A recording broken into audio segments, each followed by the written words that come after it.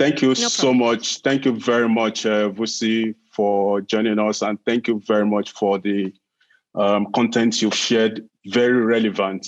And I must say that it's kind of like, it kind of look as if you and Lebo Lion, the facilitator for yesterday's masterclass, had a conversation there. You said, these are the things we're going to talk about, meaning, meaning some of the points that you emphasized when it comes to business model pivoting, they speak, into the masterclass that Lebo did yesterday. Thank you very much. One of them is customer for SMMEs to be customer centric.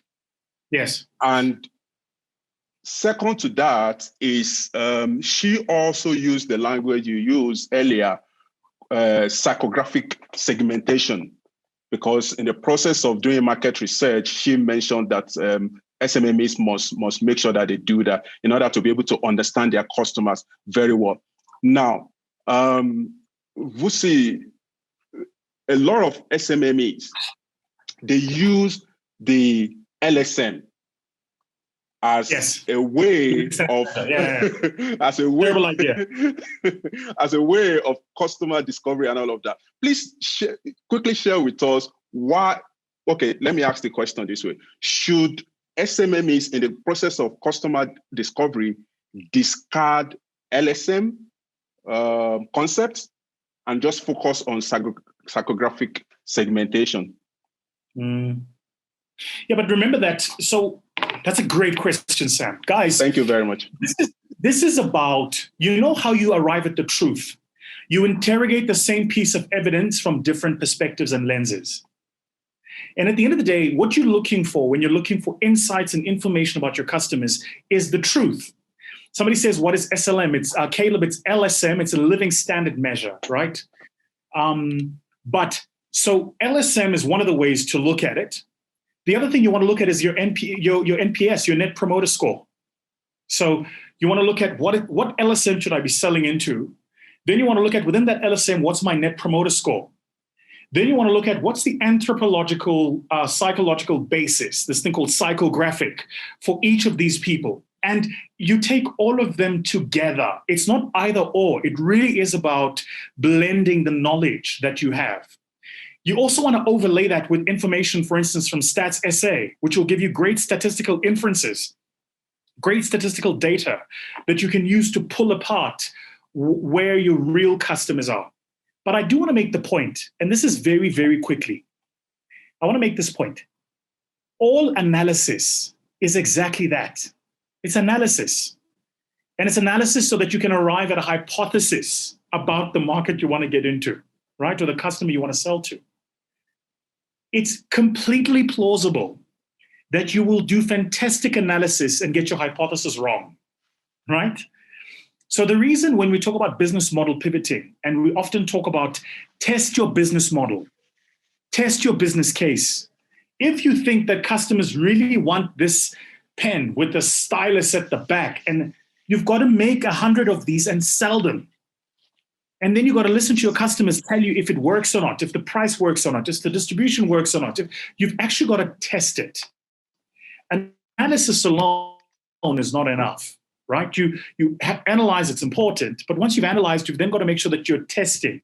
And so the way to arrive at a winning business model, right, is through constant analyses, constant testing and iteration. And I always say to people, business models are discovered.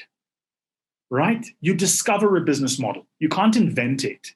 So you try one thing and something works and something else doesn't work. Then you change the thing that doesn't work and you substitute with something else. And before you know it, you eventually arrive at a business model like, oh, so this is how this thing works. But I think a lot of us, and if I'm going to be critical in this room, is I think a lot of us are not patient. You're in a rush. Take your time. Guys, I'm busy with a capital raising process. We're raising a 2 billion rand mess fund. It's a lot of work. It's a lot. It's a lot. It's a lot of work. Working for nights, no sleep, no nothing for Dololo money. Zero, no money, no check, no invoice, no fuck all. It's an 18-month process. Like, you're not going to raise that. It's an 18-month process. Now, we'll probably reach first close at 400 million by June next year. But it's an 18-month process. That's how long it takes. So I'm not saying something to you that I'm not doing. Take your time and allow the business model to teach you. The trick is this: once you have discovered that business model, then you have to move very rapidly with the business model. You've got to be very, very fast in how quickly you deploy and scale that business model. Thank you so much, Vusi. By the way, we are joined by the Polokwane municipality in Limpopo. They have 50 SMMEs gathered in their hall, observing all the lockdown and the social distancing and all of that, all the health protocol, COVID-19 health protocol. I, to the delegates and the participants in Polokwane. Having said that, you made a reference to how entrepreneurs should look beyond their local community, because the way of doing business and delivering product and value to the marketplace has changed. Not that it's changing, it has evidently changed. And talk about SMME digitalizing some of their business processes, whereby they are able to deliver value beyond their local communities. Because you said it, you, as a small business, you are no longer competing with the businesses around you.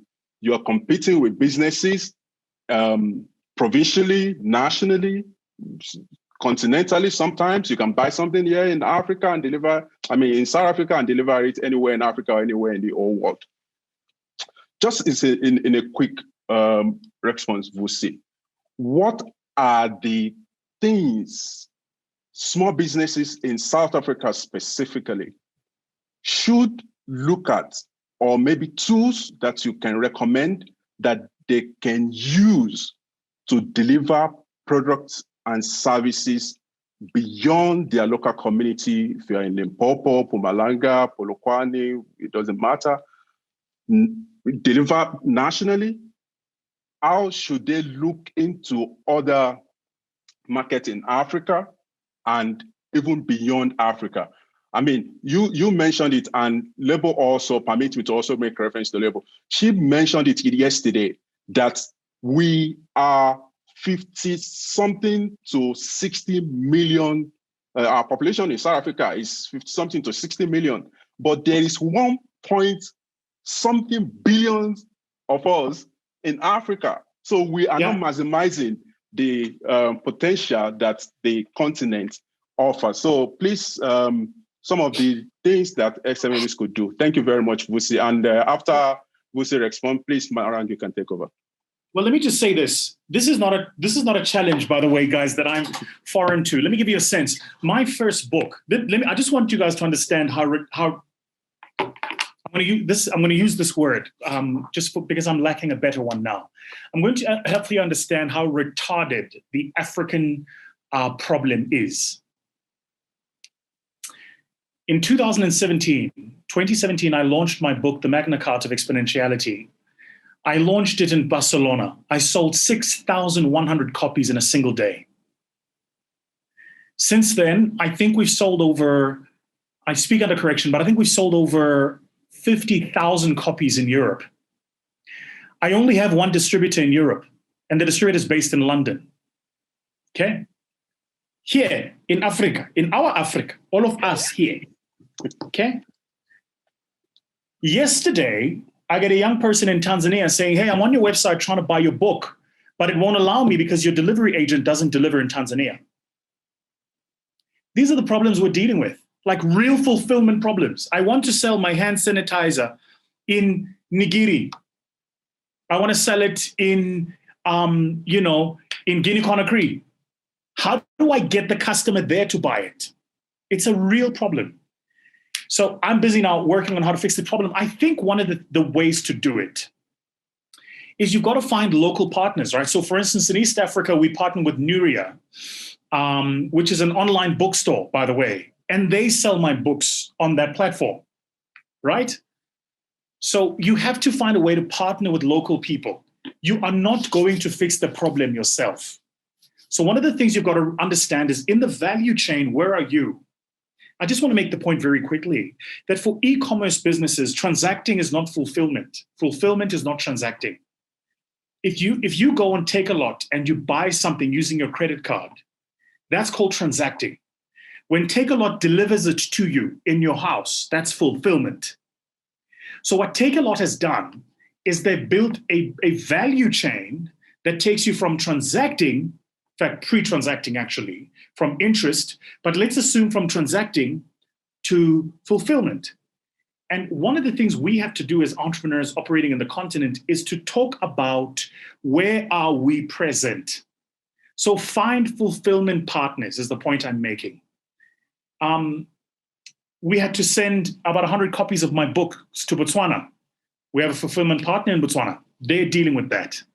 We're busy building a fund of funds for Africa with our partners in Namibia. I have partners in Namibia, so we're working on that together. So the point I'm making here, quite simply, is this. Find a way to have fulfillment partners that help you reach your customers. Don't try to do everything yourself, right? So sometimes you just get good at manufacturing or get good at pricing or get good at iteration. Just get good at one thing and then find people to help you with the other parts of the business. Mara? That is quite insightful. And I enjoyed the fact that you're asking people to look beyond their own problems in their own offices. Because sometimes I think we get so engulfed in our problems that we're failing to see the outside world and see the possible solutions for that.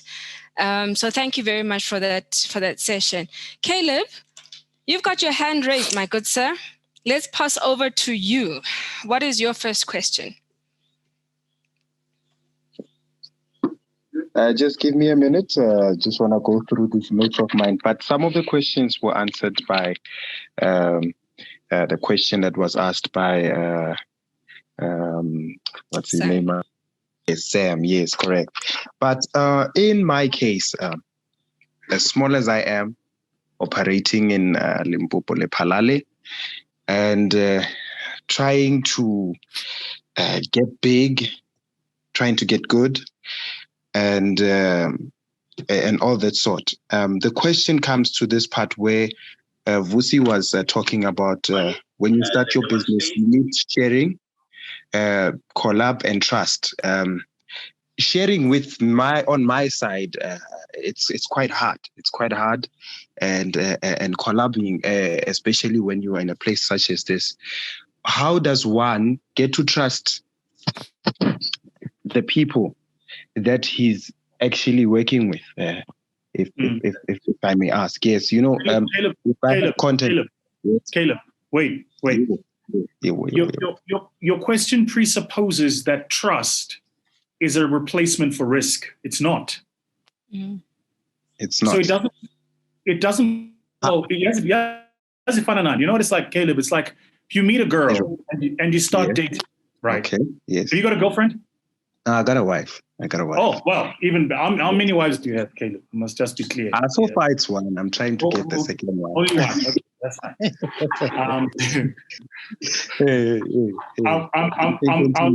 I'm gonna make a joke. There's this guy. I'm sure you guys have seen him. I love his page. There's this guy on social media that gives like relationship advice.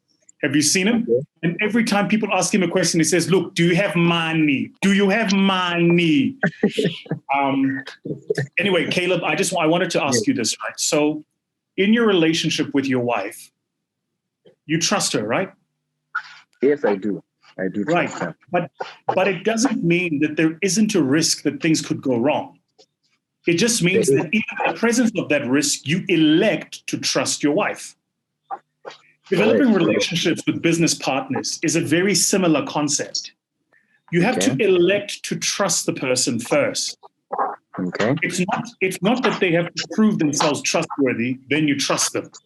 It's that you have to trust them until they prove themselves untrustworthy. Now, I'm making this point because you can't build a business without taking risk. It's impossible. That is correct. And you're not going to get it right all the time. Guys, I've been burnt by business partners. I've been burnt by suppliers. I've been burnt. Millions of times. If I told you the figures in this room, you'd all leave and go cry, right? Millions. But today, when I deal with people, I still have to learn to trust them, even though I know that I've experienced a hurt before, right? So what I'm saying to you is this: you just have to bring the trust to the conversation, man. Like, there's no school for trust, there's no curriculum, there's no course you can do where they teach you how to trust 101. You just trust. And the first person, you're probably going to get it wrong. The second person, you'll get it wrong. But what happens over time is you get better at it. It's like swimming. The more you do it, the more you practice, the better you get. Okay, I get you. Kamogelo? Sure. Thanks, Marang. Vusi, thank you so much for the valuable information that you've just said. You've touched on something very important in your delivery, which speaks to being able to translate your value into other markets that you initially did not sort of like tailor your product onto. And I mean, maybe that can also speak to Caleb's question that when you're operating in a specific domain, you solution for that. But now, how do you make sure that you translate your value and make it so economical that it can exist in another sort of like ecosystem? And then you translate it into creating partnerships with local partners. So ask me that question in English. Okay, sorry for speaking Setswana, Abuti. So in English, how do you package your value in such a way that it is not only for a small scale? Okay, so maybe if I ask it in this way, how do you move from a small scale sort of audience and package it in a way where it can translate into other markets? Are you selling a service or a product?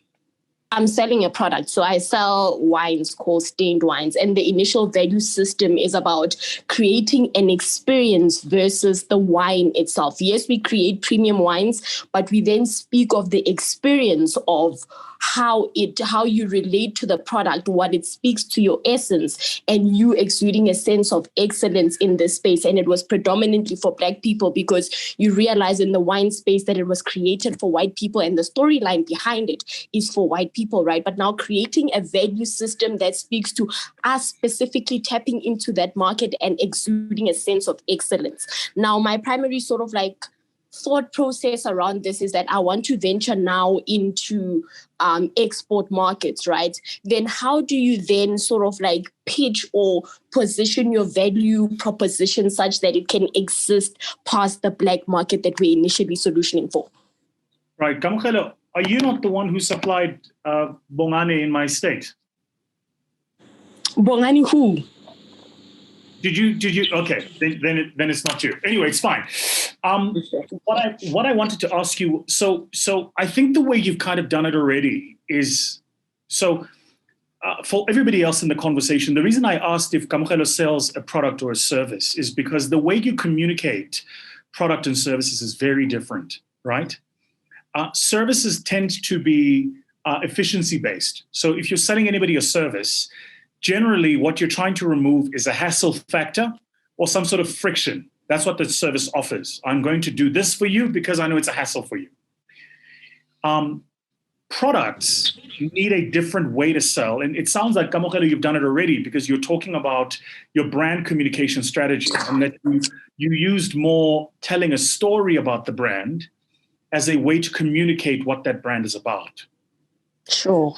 So that being the case then, now your question is, but I will say I'm transitioning to a different market. How do I do it in the different market? Well, what you have to figure out is what are the pain points, or what in marketing and sales we call hot buttons. What are the hot buttons for the customers that you want to sell that product to? So first of all, to whom do you want to sell the product? And second, what are the hot buttons, the pain points, the issues for that customer that matter? And how can you frame your communication strategy to fit with the pain points of that customer base. For everybody else in the conversation, great marketing, guys, is not an inclusive exercise. It's an exclusive exercise. I'm going to say it again. Great marketing is an exclusive exercise. It's not an inclusive exercise. When you're really effective at your marketing, one of the things your marketing does is it includes the people you want to, but it also very deliberately excludes the people you don't want to include.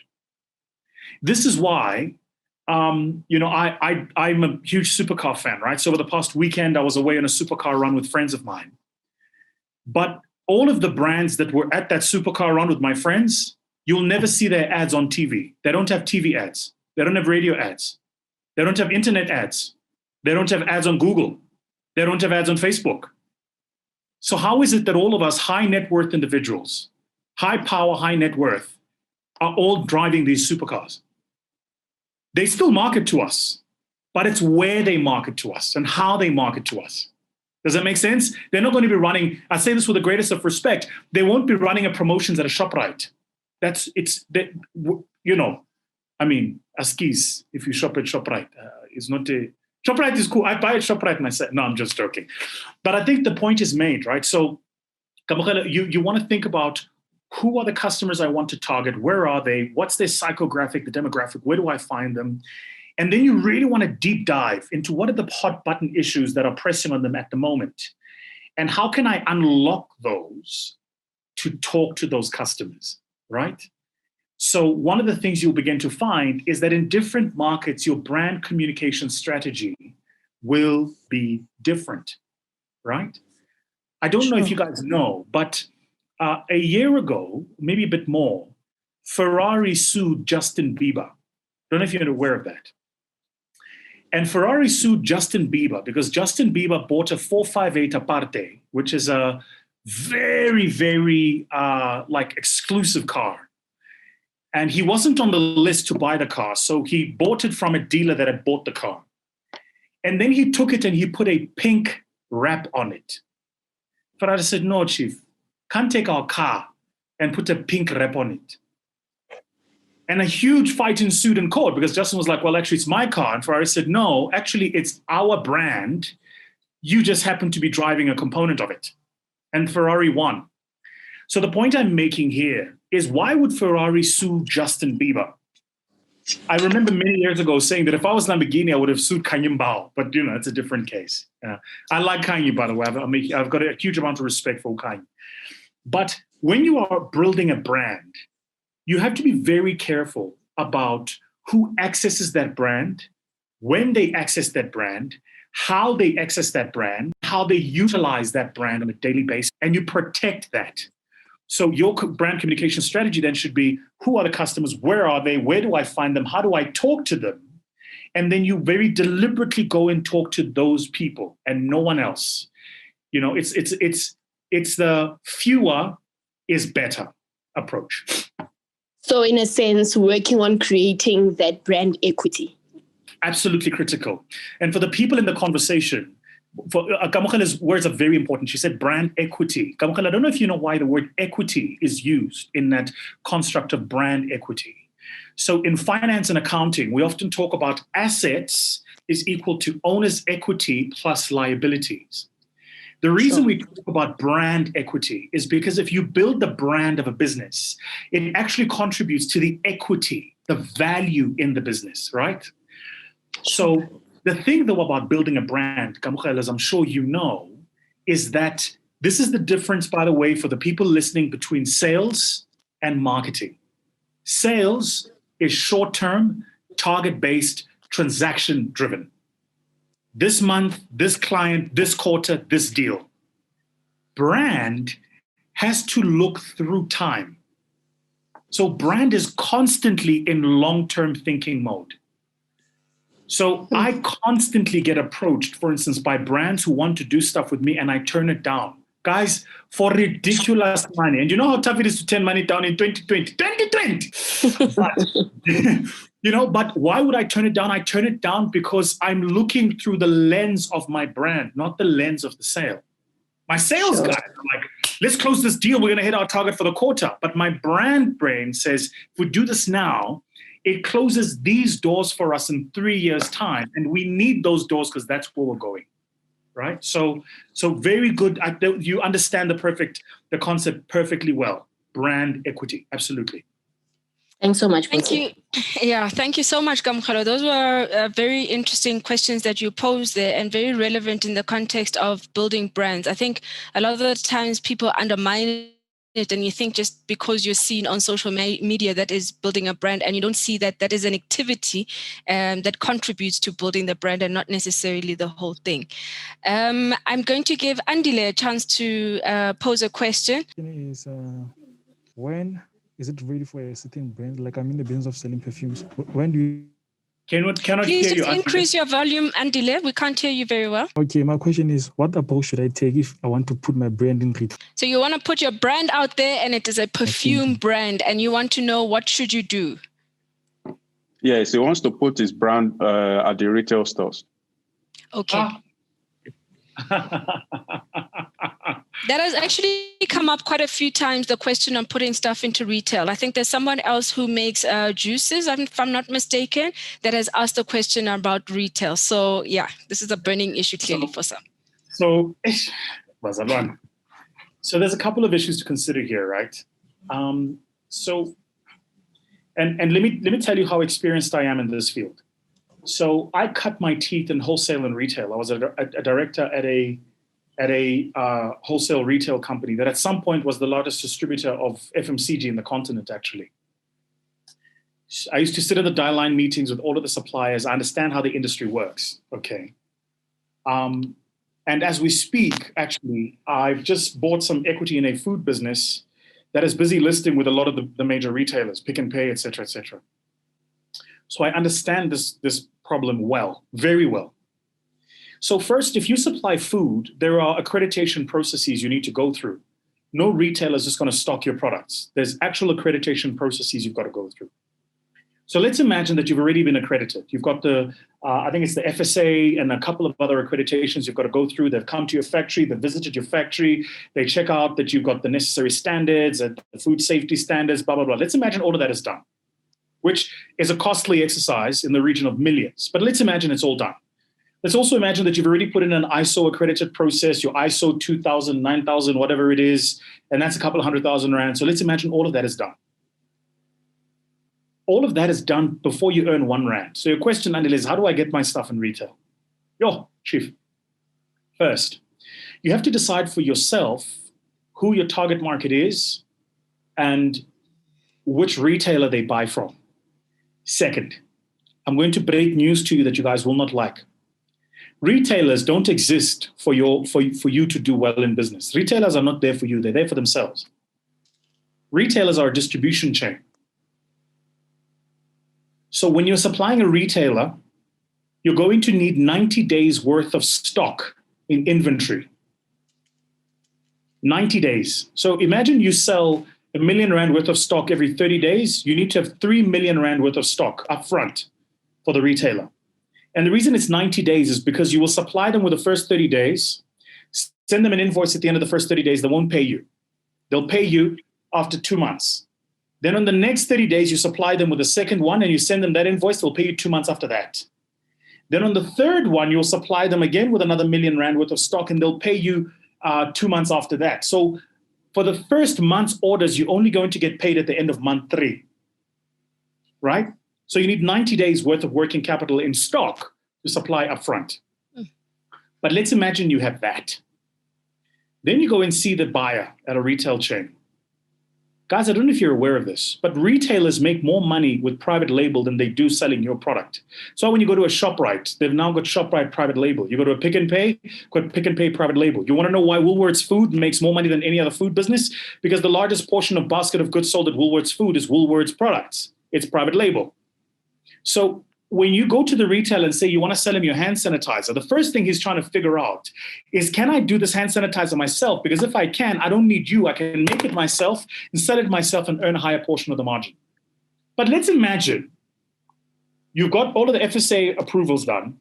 Then let's imagine you've got all of the retail approvals done. And let's imagine you got the 90-day stock up front. The retailer will only meet with you if customers are asking for your product at the retail store. So what most of us think is if I can get my product into retail, customers will buy. It's actually the inverse. You've got to get customers to buy before retailers want to stock your product. Some best advice I can give you, Andy, if I were you, is I would do what I call a herbal life. Okay? I would find independent distributors to sell my perfume. I would get customers into the habit of buying my perfume. I'd build a book of customers who buy my perfume. And I would do that for 2 years. And after 2 years of me having customers buy my perfume, then after they use it, they buy it again. After they use it, they buy it again. They tell me what smell they like, what scent they like, what flavor they like. I begin to understand what price point they like it at, all of that stuff, using my own distribution chain of my own independent agents. Then I would go to the retailer and I'd say, Mr. Retailer, I have this many customers who buy my product. You are based in Libuahomu. All my customers are based around Libuahomu. I want to supply you with my product, and then I'll redirect my customers to come to you. Do you know why the retailer then says yes? Because the retailer knows that when the customers come to him to buy your perfume, they're not just going to buy perfume. When you go to a retail store, you buy a basket of goods. So now he gets to sell them all the other things that he wants to sell. That's why when you go to a Clicks, Pick and Pay, Discount, any of those stores, there's that long aisle with chocolates around it. That's just because they want to make sure you buy chocolates before you leave. You don't need chocolates, but that's why they have them there, right? It's a discretionary purchase. So what I'm saying, Andile, is that getting into the retail chain is hugely risky, hugely capital intensive, and an easy way to say, email this person and they'll get you in. It doesn't work that way.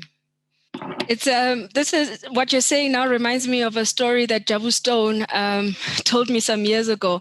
And he said when he launched his hair care product and he was trying to get it into the retail stores and they wouldn't accept it. So this is like late 80s, early 90s when this was happening. And he would give money to his friends. So he'd negotiate first with the store to say, look, can you just allow me to have 10 of my hair care products into your store?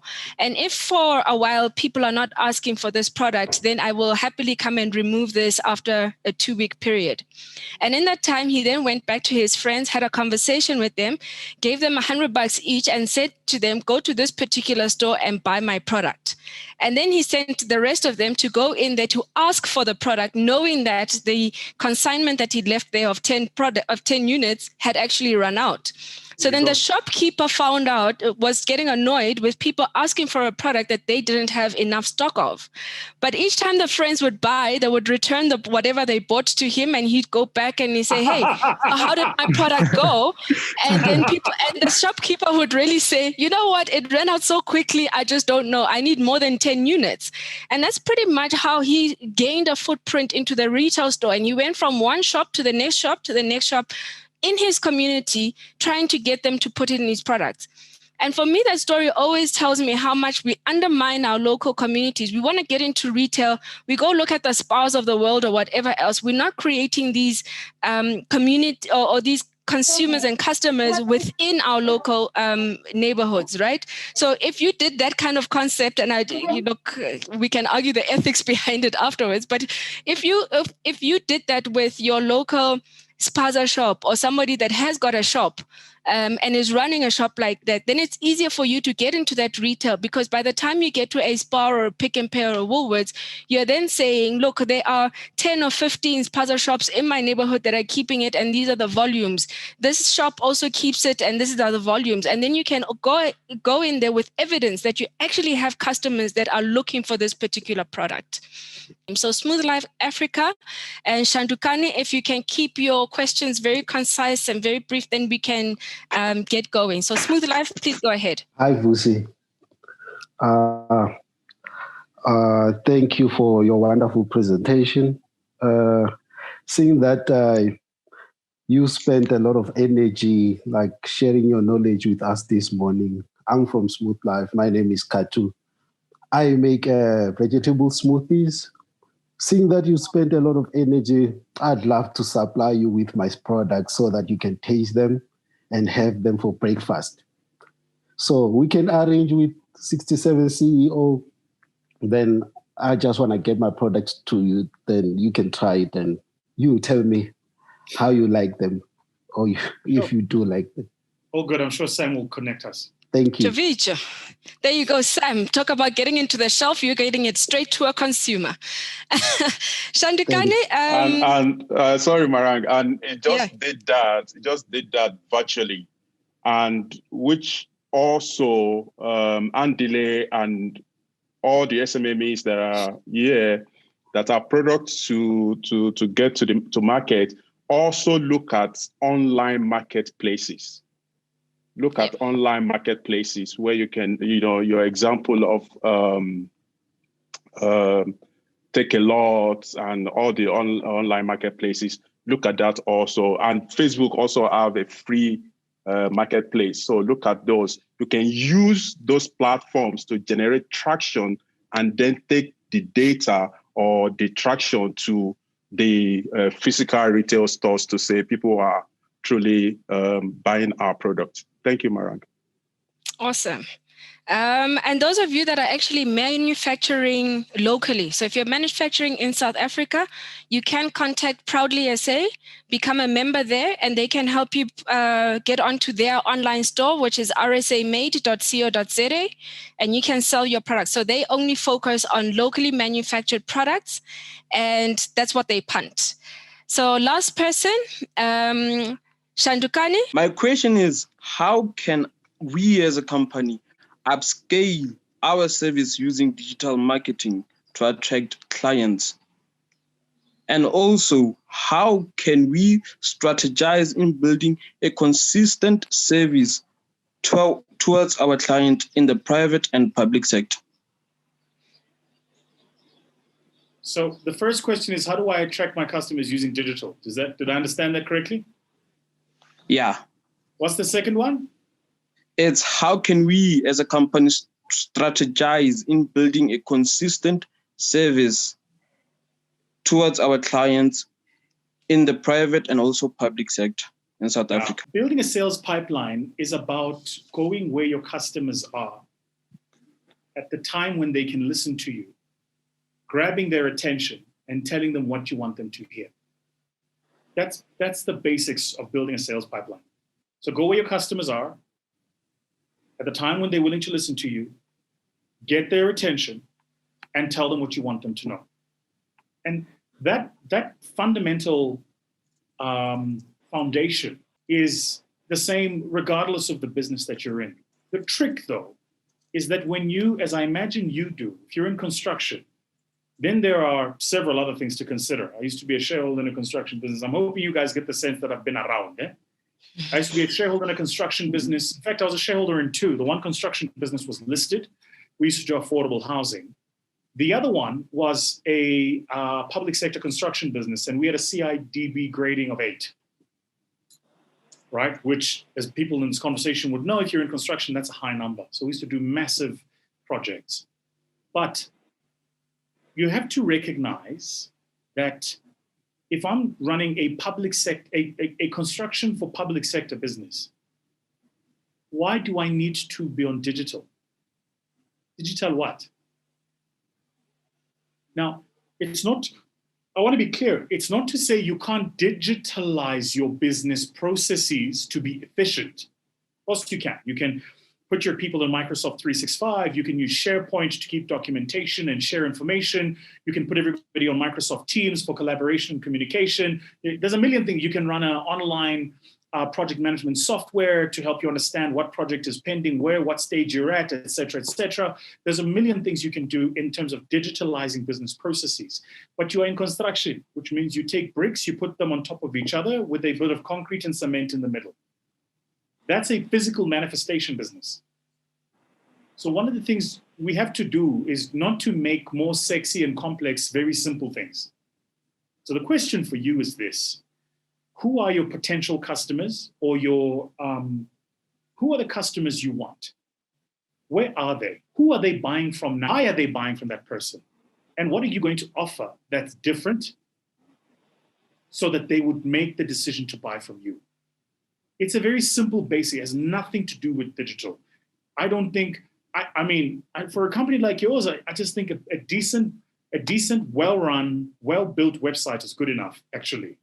The rest will take care of itself. What you should be doing is spending time sitting in front of customers in one-on-one meetings and understanding from them what are the next construction projects that are going up, which construction projects are going to be put up by which department, where, at which point, what's the budget, get the tender documentation in place. That stuff that's the stuff you need to be doing. Don't worry about websites and digital, and you're going to confuse yourself and barrow down a direction you don't want to be barrowing down.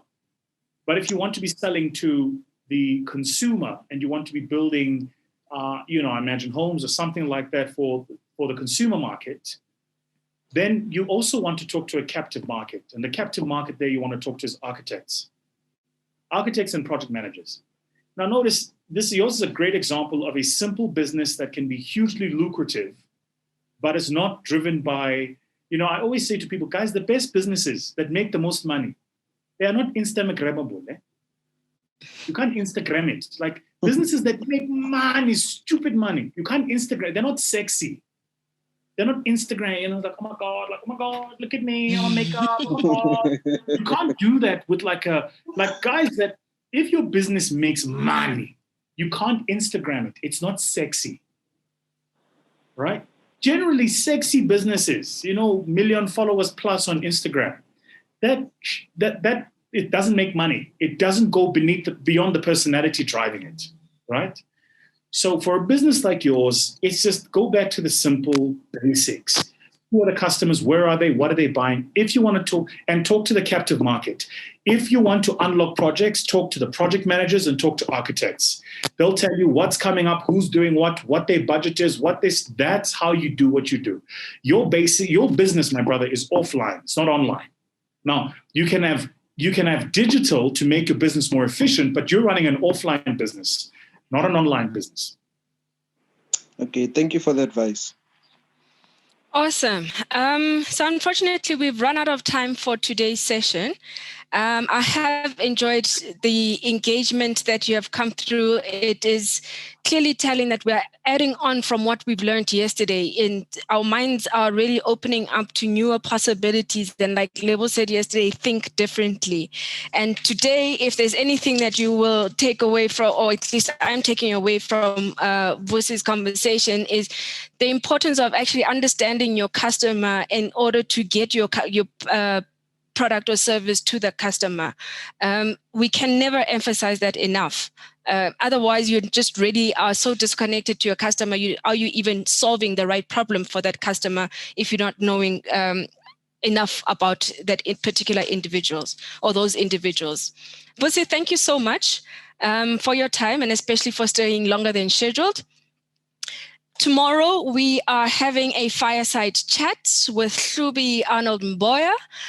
You guys know her, probably most of you know her as an actress, but she is somebody who is building businesses within the film and television industry. She will be coming through to talk about not just her entrepreneurial journey, but the importance of building a personal brand and how that affects the way she is doing business.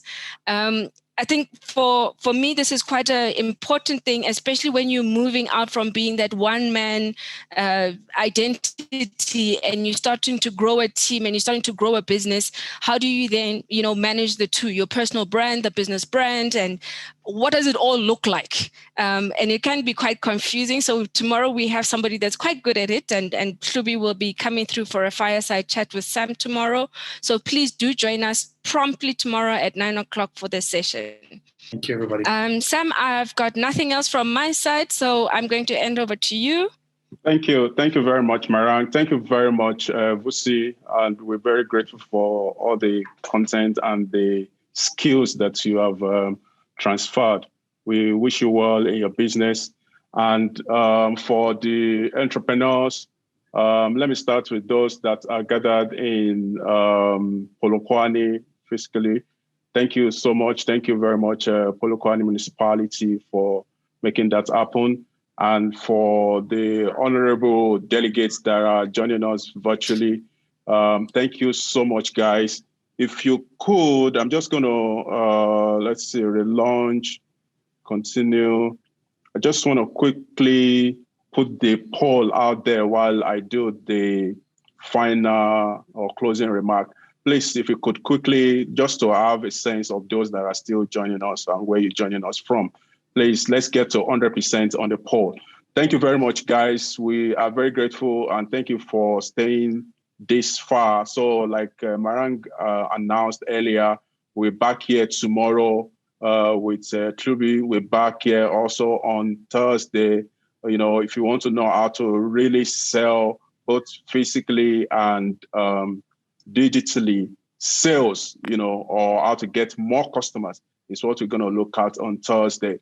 And on Friday, we'll get some testimonials of some of the entrepreneurs that have been part of 67 CEOs since inception. For example, the co-founder of Smooth Life that just made a potential sale with Vusi, his name is Katu. You know, Smooth Life was the overall winner at the 67 CEOs Global Entrepreneurship Week 2019. And the company won 75,000 Rand last year. And on Friday, you are going to hear how they have spent the money to be able to get their business even going, being sustainable as it were.